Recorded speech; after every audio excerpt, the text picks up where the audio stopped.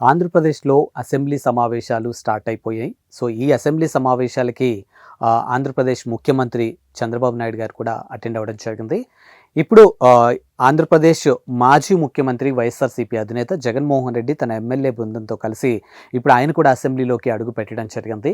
So, చాలా రోజుల తర్వాత జగన్మోహన్ రెడ్డి అసెంబ్లీలోకి అడుగు పెట్టారు అనేది మాత్రం మనకు చాలా స్పష్టంగా అర్థమవుతుంది.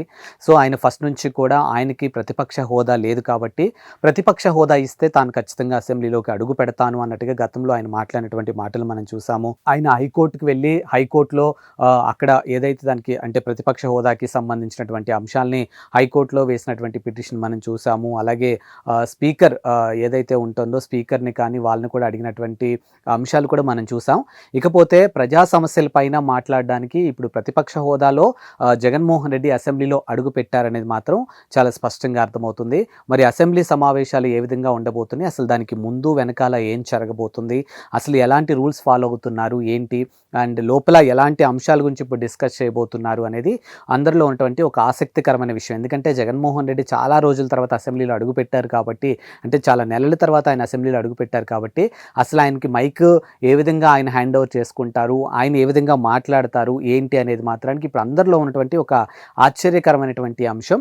సో, అసెంబ్లీ సమావేశాలకి ముందు అసలు అసెంబ్లీ ప్రాంగణంలో ఏ విధంగా ఉంది, ఏంటి అనేది ఒక్కసారి చూసినట్లయితే సో, అసెంబ్లీ సమావేశాలకి ముందు అసలు ఆ ప్రాంగణంలో ఏ విధంగా ఉంటుంది, ఏంటి అని ఒకసారి చూసినట్లయితే అసెంబ్లీ బడ్జెట్ సమావేశాల నిర్వహణకు కట్టుదిట్టమైనటువంటి ఏర్పాట్లు చేయడం జరిగింది ఇప్పటికే అధికారులు. అండ్ అసెంబ్లీ ప్రాంగణంలో రాకపోకలు ప్రవేశాలపై నిబంధనలు కూడా చాలా కట్టుదిట్టంగా అమలుకు నిర్ణయం తీసుకున్నట్టుగా తెలుస్తోంది. మరోవైపు చూసుకుంటే మంత్రులు, ఎమ్మెల్యేలు, ఎమ్మెల్సీలకు కూడా ప్రత్యేకమైనటువంటి పాసులు కూడా జారీ చేయడం జరిగింది. ఇక మీడియా అండ్ విజిటర్లు, పోలీస్ సిబ్బందికి ప్రత్యేక పాసులు కూడా జారీ చేసినట్టయితే తెలుస్తోంది. ఇంకోటి ఏంటంటే భద్రతా కారణాల రీత్యా పాసులు ఉన్న వారికి అసెంబ్లీ ప్రాంగణంలోకి అనుమతి అన్నట్టుగా తెలుస్తోంది. అసెంబ్లీ మండలిలో వేరు ప్రాంతాలకు వెళ్ళేలా వివిధ కలర్ కోడ్లతో కూడా పాసులు జారీ చేయడం జరిగింది. అండ్ అసెంబ్లీ 1వ గేట్ నుంచి మండలి చైర్మన్, స్పీకర్, డిప్యూటీ స్పీకర్కు అనుమతి ఇవ్వడం జరిగిందనమాట. అండ్ అసెంబ్లీ 1వ గేట్ నుంచి సీఎం, డిప్యూటీ సీఎంలకు మాత్రమే అనుమతి అన్నట్టుగా తెలుస్తోంది. అండ్ అసెంబ్లీ గేట్ 2 నుంచి మంత్రులకు మాత్రమే అనుమతి అన్నట్టుగా తెలుస్తోంది. ఇక అసెంబ్లీ గేట్ 4 నుంచి ఎమ్మెల్యేలు, ఎమ్మెల్సీలకు అనుమతి ఉన్నట్టుగా తెలుస్తుంది. ఇక మండలి చైర్మన్, స్పీకర్, సీఎం వచ్చే వేళల్లో కారిడార్లో ఇతరులకు అనుమతి లేదు అన్నట్టుగా కూడా తెలుస్తుంది. అంటే ఓవరాల్గా ఈ అసెంబ్లీ సమావేశాలకి ఏ విధంగా ఉండబోతుంది అనేది.